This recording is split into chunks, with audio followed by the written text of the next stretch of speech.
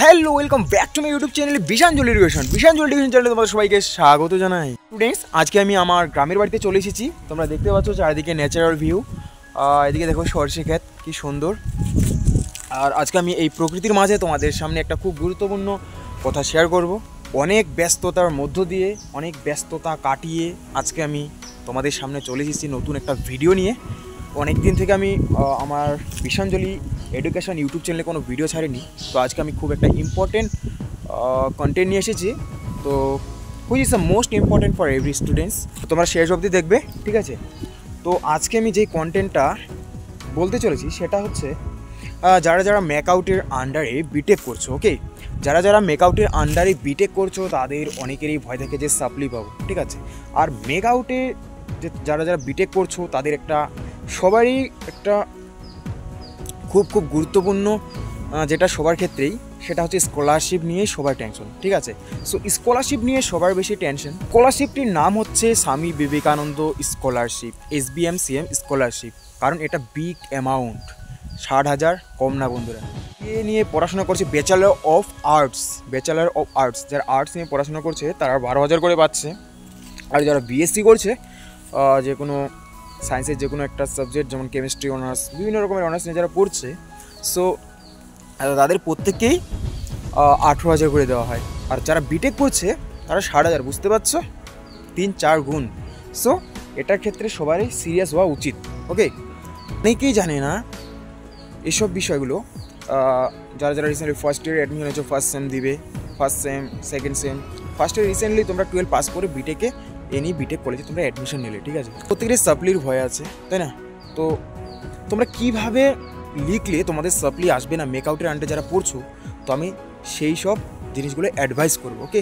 প্রথমত তো হচ্ছে তোমাকে সিলেবাসের একটা প্রিন্ট আউট করে নিতে হবে, ওকে? নাম্বার 1, সিলেবাসের একটা প্রিন্ট আউট করে নাও। মেকআউটের আন্ডারে তোমাদের যেমন ফার্স্ট সেমিস্টার বলছো, ফার্স্ট সেমিস্টারের প্রত্যেকটা সাবজেক্টেরই তোমাদের সিলেবাসগুলো প্রিন্ট আউট করে নিয়ে নাও, ঠিক আছে? আর প্রত্যেক যে সাবজেক্টের যে কিসেগুলো আছে, যে টপিকগুলো আছে, সেই টপিকগুলো তোমরা ক্লিয়ার করার চেষ্টা করো। যেন ইউটিউব ভিডিও দিয়ে, এখন তো ইউটিউবে বহুত অ্যাভেলেবেল, বা গুগলে সার্চ করতে পারো, ChatGPT-তে সার্চ করতে পারো। সেই যে টপিকটার বিষয়ে তোমাদের ধারণা হওয়া উচিত, বেসিক নলেজটা তোমাদের কমপ্লিট হওয়া উচিত।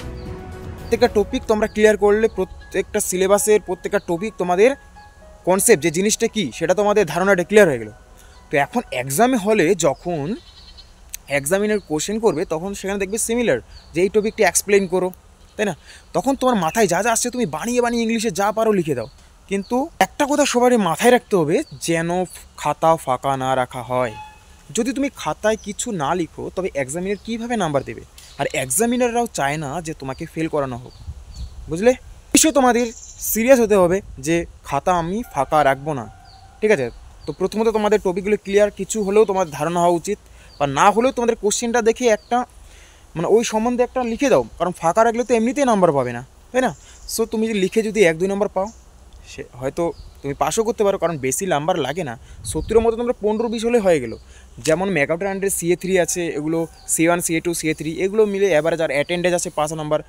আর এদিকে লিখিত মাত্র 70-এর মধ্যে, আউট অফ 70-এর মধ্যে তোমাকে 20 নাম্বার ধরে নাও, বা 15 বা 20 নাম্বার হলে পাস হয়ে যাবে। আর যদি তুমি পাস হও অবশ্যই তোমরা স্কলারশিপের জন্য এলিজিবেল। তো কতটা ইজি, তাই না? আর অনেকে অনেক সিরিয়াসভাবে নিয়ে নেয় জিনিসটা, যে বহুত কঠিন। তেমন কোনো কঠিন নেই। তো আমিও ফার্স্ট সেম দিয়েছি, সেকেন্ড সেম দিয়েছি, রিসেন্টলি থার্ড সেম কমপ্লিট হলো, ঠিক আছে? তো আমিও এই জিনিসটা ফলো করি, ঠিক আছে? কারণ ফার্স্ট সেমে আমি ফিজিক্সে ব্যাকলগ পেয়েছিলাম, সাপ্লি পেয়েছিলাম। তখন তো আমি একদম টোটালি ডিপ্রেস হয়ে গেছি যে সবাই বন্ধুরা স্কলারশিপ পাচ্ছে 60,000 করে, আমার স্কলারশিপটাও বন্ধ হয়ে গেলো। সো তখন আমি ভাবলাম যে রিভিউ করি, কারণ আমি তো কিছু না কিছু লিখেছি। আমি খাতা ফাঁকা রাখিনি, যা পেয়েছি মাথায় যা এসেছে সব বানিয়ে বুনিয়ে লিখে দিয়েছি। স্যারদের অ্যাডভাইস নিলাম, তখন স্যারেরা বললেন, বন্ধুরা বললেন যে তোরা যারা যারা সাপ্লি পেয়েছি অবশ্যই তোমরা একবার রিভিউ করতে পারো, 200 টাকা করে নেয় পার সাবজেক্ট। সো দেন আমি রিভিউ করলাম। রিভিউ করার পরে আমি তো স্কলারশিপের হাল ছেড়েই দিয়েছি, যে আমি আর পাবো না। সবাইকে বলি আমার দ্বারা আর স্কলারশিপ হবে না, আমি সাপ্লি পেয়েছি একটাতে। আর হ্যাঁ, তোমরা অনেকেই জানো না, যদি তুমি যে কোনো সেমিস্টার যদি সাপ্লি পাও একটা সাবজেক্টেও, আর এই সাপ্লি যদি তোমার রিভিউর পরে যদি ক্লিয়ার না হয়, তাহলে তোমার স্কলারশিপ সেখান থেকেই বন্ধ করা হবে, আর কন্টিনিউ করা হবে না, ওকে? সাপ্লি পাওয়া চলবে না, বুঝলে? রিভিউ করার পরে যখন রিভিউ রেজাল্ট আসলো, আমি রিভিউ রেজাল্ট কোন দিন সেটাও আমি মাথায় রাখিনি। আমার বন্ধুই বললো যে রিভিউ রেজাল্ট এসে গেছে, তুই কি পাস করেছিস?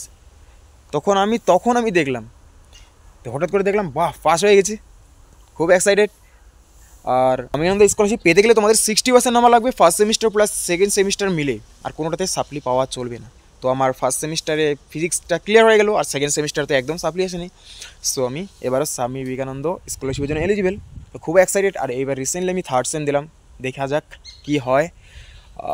মোটামুটি তো ভালোই দিয়েছি, ওটা চাপ নেই। আর এই আমার যে 60,000 টাকাটা পেয়ে যে কতটা উপকার হয়েছে বন্ধুরা, যারা মিডিল ক্লাস ফ্যামিলি তারাই একমাত্র বোঝে। আমি অনেক ঝামেলা সেরেছি, বাড়িতে হেল্প করেছি ফাইন্যান্সিয়ালি, অনেক লোন বাগারা অনেক শোধ করেছি, ঠিক আছে, মানুষের ধার এগুলো সব শোধ করেছি। তো মিডিল ক্লাস ফ্যামিলির তো সবসময় প্রবলেম থাকে। তো এই 60,000 পেয়ে আমি অনেক হেল্প হয়েছে আমার, এটা বাক্য দিয়ে আমি বোঝাতে পারবো না। রিসেন্টলি আবার যেটা রেনুয়াল যেটা স্কলারশিপ সেটা আবার ঢুকবে, তো সেটাও আমার খুব হেল্প হবে। সেটা না পেলে আমার খুবই অসুবিধা হবে। যারা মিডিল ক্লাস ফ্যামিলি তাদের ক্ষেত্রে খুব ইম্পর্টেন্ট। তার জন্য তোমাদের বলবো যে আমি যে প্রত্যেকটা কথা বললাম এগুলো সিরিয়াসভাবে নেবে। আর তোমাদের প্র্যাকটিক্যাল যে এক্সাম সেটার বিষয়ে কোনো চিন্তা নেই, সেটা একদম ভালো পয়েন্ট পেয়ে যাবে, চাপ নেই। সিজিপিএ মোটামুটি ভালো আসবে ওভারঅল, তোমরা যদি পাস করে যাও। আর প্র্যাকটিক্যালটা মোটামুটি ভালো হলে, আর নিজের কলেজ তো অবশ্যই তোমাদের প্র্যাকটিক্যাল ভালো নাম্বার দিয়ে দেয়, ঠিক আছে, আমাদেরও খুব ভালো নাম্বার দেয়। সো স্টুডেন্টসরা এটাই বলার ছিল, ঠিক আছে। তোমরা এসব বিষয়ে ধ্যান রাখবে, আর অবশ্যই স্কিলগুলো পড়ার সাথে সাথে স্কিলগুলো তোমরা ডেভেলপ করবে। এখন তো অনেক প্ল্যাটফর্ম আছে, যে কোনো একটা কোচিং নিয়ে নাও, যে কোনো কোডিং স্কিল অনেক কিছু এগুলো নিয়ে নাও, যারা সিএসসি কম্পিউটার সায়েন্স, আর যারা কোর্স যারা মেকানিক্যাল, তারাও সেই কোডিং বিষয়ে নলেজ থাকে এখন বর্তমান যে যুগে খুব জরুরি। তো এটাই বলার ছিল। তো এরকমভাবে আবার আমি চেষ্টা করবো ভালো যখন আমার মাথায় ইনফরমেশন আসবে যেটা তোমাদের ক্ষেত্রে খুব হেল্পফুল হবে। তো এখন থেকে আমি কন্টিনিউ করার চেষ্টা করছি, কারণ এবার অনেক ঝামেলার মধ্যে দিয়ে গিয়েছি, তো তার জন্য ভিডিও বানাতে পারিনি। তো এখন থেকে আমি ট্রাই করব তোমাদের কন্টেন্ট দেওয়ার। আর অবশ্যই আমার এই বিশাঞ্জলি এডুকেশন চ্যানেলটা ভালো করে লক্ষ্য রাখবে কখন কি ভিডিও আসে, কারণ প্রত্যেকটা ভিডিও এখন থেকে খুব ইম্পর্টেন্ট হবে। স্টুডেন্টসরা, ভাইরা, বোনরা যারাই আছো সবাই ভালো করে পড়াশোনা করবে, ঠিক আছে। তোমার দাদা আবার নতুন কোনো ভিডিও নিয়ে আসছে। Let's go, tata, bye bye.